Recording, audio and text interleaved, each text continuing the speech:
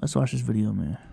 So we made a video during the 2023 playoffs after the Warriors got bounced by the Lakers on how we thought that their dynasty was finally coming to an end. And, you know, we got some pushback from the Dubs fans in the comments. Well, they're now on a 6-game losing streak, and we have their draft pick. Yeah, they kept saying, well, we'll see next year. You know, they always say this about the Warriors. No, it's officially over. It's officially over. Is it officially over, chat? Yo, the production quality on this channel must be studied. Shout out to this channel, though. I ain't gonna lie, I fuck with this channel heavy, man.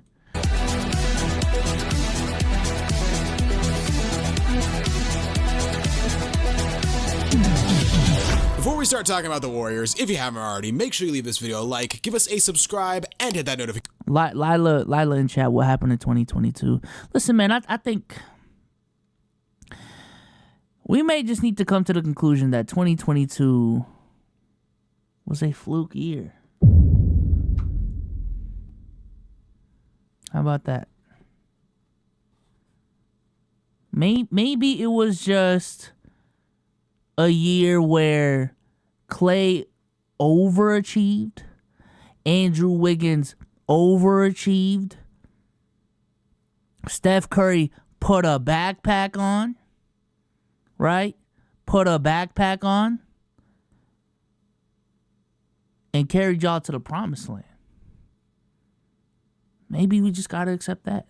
You know what I'm saying? Maybe that's it. Notification bell so you never miss out on one of our videos. So the Warriors are coming off a rather turbulent 2022-23 season. I mean, the year prior they had surprised, I think, a ton of people, winning another NBA championship. And I think the expectations was last year they were going to be contenders again. Although the season did get off to a somewhat punchy start when Draymond cold-cocked Jordan Poole at practice. And from then on, it never seemed like they could put it all together. Yeah, it's tough to win after that happens. And Draymond and Jordan Poole hated each other. I think most of the Warriors core hated Jordan Poole, and they might have been right because he's been absolute ass for the Wizards. And he's already pissing off his teammates, it seems like. Yeah, they bring in Chris Paul for Jordan Poole, which, you know, probably still a positive, but at the same time, Chris Paul's completely washed. You lose Dante DiVincenzo to the Knicks and Iggy to retirement, and then you bring in Corey Joseph and Dario Saric, kind of just lateral moves. There's not much going on there. Dante DiVincenzo, honestly, is a decent-sized loss. Big loss. Yeah, the Chris Paul fit was wonky, and obviously losing DiVincenzo. I also think we underrate some of the pieces on that 2022 team. One, GP2 is just not the same anymore. His impact on the game is just not the same anymore. Number two, Otto Porter Jr. provided a lot of length and shooting off the bench that they are missing right now. And they have been waiting. Chat, I swear to God, the Warriors have been waiting for Kuminga to take this leap.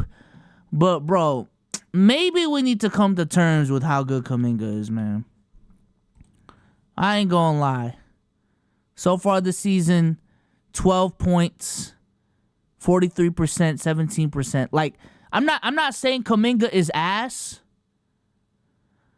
I'm not saying Kuminga took a leap as well. But I swear to God, especially in the preseason, hey, motherfuckers have been looking for Kuminga to take this leap and to be this player that carries over the Golden State Warriors to the new generation. Well, he might just not be that guy. You know what I'm saying? The successor to Draymond Green, he might just not be that guy, dog. So Vincenzo hurts, but I think people expected the Warriors to play closer to what they did in 2022 than how they did in 2023. And you know what? Their season actually started pretty well. Yeah, they dropped their first game to Phoenix, but after that they won 6 of 7. And you know what? There's some good wins in there. Look at per 36. Oh my God. Now people want me to look at per 36. Jeez, 21.5 per 100 possessions. So you think it's a minutes thing with Kuminga? You think it's a minutes thing with Kuminga? Let's see what else is going on in this team, man. Klay, oh brother, this dude Klay Thompson, man. 33%. Literally, that's your only value to this team, and you're not bringing it. You know what I'm saying? Chris Paul, scoring is just not there. He's just not there for Chris Paul. And let's not even get started defensively. And oh my goodness, Andrew Wiggins. Jeez Louise. Andrew Wiggins. And then their defensive anchor is out for 5 games, so that's definitely not helping as well. Yeah, it's looking rough out here for Golden State, man. It's looking rough out here. The road wins against the Kings, the Rockets, the Pelicans, the Thunder. They also got a home win against the Kings. Since that, 6-game losing streak. And it's been tough. I mean, the Western Conference this year is ridiculous. You lose to Denver, Cleveland, Minnesota twice, OKC twice. Steph was out for a bit. Draymond obviously suspended. So there is some reasons, but their shooting has just been absolute shit. Yeah, I mean, to lose 5 straight at home for the Golden State Warriors, that's inexcusable. And like, their schedule has been brutal. I mean, if you look at their schedule, most of those teams I think are going to be fighting for playoff positions. Plus, they're probably in the most difficult division in the NBA. They still got to play the Lakers 4 times, the Clippers 4 times, the Suns 3 times, the Kings 2 more times. So maybe once their schedule starts to clear up a little bit, they can get a little bit better. But boy, I don't know. The one guy you can't blame is Steph Curry. The dude right now might be as good as he's ever been. He's shooting 44.6% from 3. That doesn't sound like a real number. If he's able to keep that up the entire year, absolutely insane. Bafflingly, I don't think that's the best of his career. That is crazy. Also worth noting that his assists have fucking plummeted from 6.3 a game to 3.8 a game, but we'll get more into why a little later. And he's missed a few games here and there, but again, he's 35, so that's not really surprising. You kind of got to pencil that in. Either way, it's obvious he's not the problem. It's everybody else that's the problem. His supporting cast looks mega washed. Now, the Warriors are getting some decent minutes from guys like Kuminga and to a lesser... Let me ask the Golden State fans in the building. Would y'all rather have Jordan Poole or Chris Paul from what y'all have seen so far? Because I'm going to be honest. Listen, we just broke down Jordan Poole, but we also come from the understanding that, like, Jordan Poole works within the Golden State system. You know what I'm saying? So, chat saying Chris Paul still. CP3. I guess. extent, Chris Paul and Dario Saric. I mean, Kuminga, he's got his scoring output up to about 12 points a game. Chris Paul's given him 9 points. I'm just saying, chat, like, the Golden State Warriors look like a team that need another on-ball scorer. And I understand Jordan Poole is not the passer that Chris Paul is, but outside from Steph Curry, that on-ball scoring looks like it's not coming from Chris Paul. Looks like it's not coming from Klay. Looks like it's not coming from Andrew Wiggins. And even still, relying on Andrew Wiggins to be your second best on-ball shot creator is not a good idea to me. I'm going to be honest. Y'all might look better with Jordan Poole still on the team. But I don't know.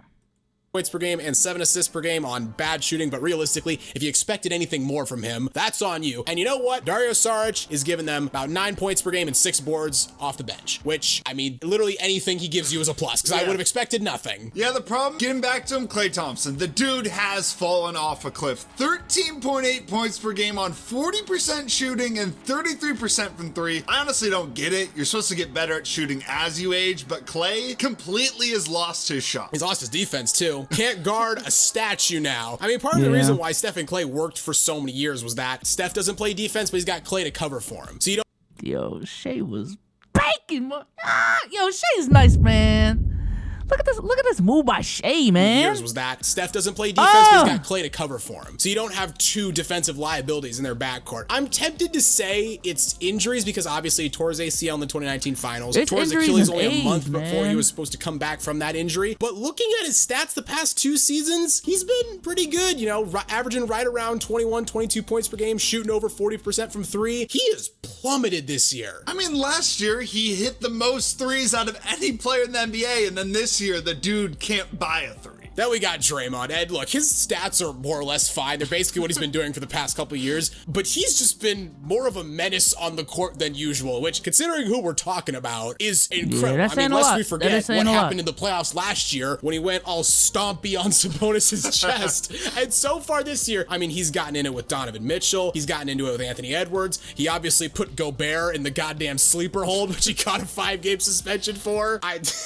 Rudy's reaction to that is fucking hysterical, by the way. Yeah, that is so funny. Obviously, the NBA has tightened up on this stuff, and that's part of the reason, but he was never getting suspended before. Obviously, there was the finals game. I get that, and in the playoffs, but in the regular season, this is kind of new territory for him. I just love what Gobert said, how he says that Draymond intentionally gets ejected from games where Steph doesn't play. I mean, he's not wrong. He's not wrong, because someone went back and checked. Over the past 5 seasons, Draymond's played 196 games with Steph, and he's been ejected 4 times. He's played 75 games without Steph, and he's been ejected 7 times. That is so funny. And then you got Andrew Wiggins. The guy he was a key piece on that championship team. He was probably their second best player. Yeah, he was their second best player. He was an all-star Andrew starter that year. I always got to bring that up because that's ridiculous. But for the Warriors, ever since he's been there, he's been a solid player. But this season, god damn, 10.5 points per game on 40% shooting. I know he came into the league with a shaky jumper, but ever since he's been with the Warriors, it's been pretty consistent. Not this year. Yikes. Yeah, this year, I don't know what happened. 13.5% shooting from 3. Like you said, he was 39% the past 2 years, and he's basically a third of that this year. No, he looked great against OKC. I think he was shooting like 10 of 13 from the field against OKC. I'm not really shocked. Andrew Wiggins was never like a consistent NBA player, so it makes sense to an extent. Didn't expect it to be this bad, though. I mean, we mentioned earlier Steph's assists being down because he's kicking out to these bums. Can't buy a basket, any of them. Honestly, though, I don't think this is particularly surprising. Why? You said it when we predicted every team's season in 3 words or less. This team is old as fuck. Yeah. Steph's 35. Clay and Draymond are both 33. Chris Paul is 38. Yeah, and we're getting too used to these players just balling the hell out when they're older. Like, obviously, LeBron, what he's doing is just unreal. KD coming off the Achilles and still playing well at this age. And obviously, Steph is still, like we said, maybe the best he's ever been, at least near there. But what's happening to Draymond, Clay, and especially Chris Paul, like, it's to be expected. They're legends, but at the same time, Father Time always wins. Yeah, I mean, I think we've been getting tricked by LeBron, KD, and Steph. Like, they're the exceptions. Draymond and Clay and Chris Paul, like, that's natural. That's what happens to most guys. I mean, look, they were a dynasty. They had an incredible run. They've won 4 championships, but they're just past their best. It's what it is, and they can still replicate what they used to be from time to time because that's what great players can do, but it's the end of their run, and that's okay. So some people... I'm gonna be honest with you. I still think there's enough left in the tank from Draymond and Steph to get something done. I'm gonna be honest with you. But there's definitely weaknesses with this team that definitely need to address, and there are a couple of moves that, in my opinion, they're in the horizon of to fix some of those things. So number 1, I think Andrew Wiggins just needs to tee up. I ain't gonna lie. Andrew Wiggins just needs to tee up. No ifs, ands, or buts about it. We don't need to beat around the bush. Andrew Wiggins can just play better, right? Andrew Wiggins can just play better. That's 1. Number 2, I do think they need more shot creation, on-ball shot creation on this team. I don't think Chris Paul is the answer. I think Steph Curry, given his age, and just the makeup of this team is carrying too much on that front. They need more shot creators on this team. Klay Thompson is not the answer. On-ball Klay is not the answer, chat. So that's 2. And number 3, I think certain teams, they're stubborn in a good way. They're stubborn in a reasonable way. You know what I'm saying? Like the Warriors have built a dynasty on the backs of Steph Curry and Draymond Green. For a team like the Lakers, they have built a championship team around LeBron James and AD. And they are planning to continue on building a team around LeBron James and AD. I think certain teams are just locked down to their cores, for better or for worse. And with the way this Warriors team is set up, bro, I think Klay gotta go. And I also think it's a problem that when Draymond is on the court, despite the passing that he provides from that position, despite the defense that he provides, when push comes to shove, when they run Draymond Green and Kevon Looney out there, great defensively, in my opinion. But this is the only team that we're looking at in the league, especially from all of the playoff teams, and we're just accepting the fact that they got 2 non-floor spacers out there just running at the 4 and 5. Like, literally, chat, if any other team was running well, actually Draymond's been decent so far from three, but still, I think the shot attempts just doesn't justify it. Any other team out there is running Kevon Looney, who just doesn't shoot from three, and Draymond Green, who again is shooting 45% from three this year, but we all know that's fluky, and is typically a 30% shooter from three. Like, yo, we'd be shitting on them. We would be like, yo, this team needs more spacing. But because Draymond is Draymond, we just gonna let it fly type shit. Draymond needs to be more of a scoring threat, which I do think he has made strides of this year. Draymond needs to be more of a scoring threat. I know it's asking a lot from Draymond at this point in his career, but that's a hole in this team. You know what I'm saying? That's going to be a weakness of this team. And I think that's just, hey, they're locked to trying to win with Steph Curry and Draymond, and that's going to be a crux as to why they won't win in the next couple of years, in my opinion. The same way, listen, we can build around Joel Embiid as much as possible, but at least in my belief, I'm not trying to hate on Joel Embiid in this instance. When the focal point of your offense is a dude who drops in the playoffs, who is a dude who has turnover issues, you can only go as far. Same thing when the Rockets were building around James Harden. Listen, we can work around this issue as much as possible, find remedies to this issue as much as possible. But when we got a dude who drops in the playoffs for so many other reasons, whether it be foul baiting or just, hey, I don't know, just keeps on showing in the fucking playoffs, we can only go as far. So I think with the Warriors, that's the issue. Again, I do think DeMar DeRozan or Zach LaVine on this team would change a lot for them. I do think they need more size as well coming off the bench. There's still hope. There's still hope, though. There's still hope. I think the Warriors, until we legitimately see Steph Curry drop off and Draymond Green drop off defensively, they still got one in them, in my opinion. They still got one in them. There's a chance that this team gets 5 rings in the Steph Curry era. They still got one.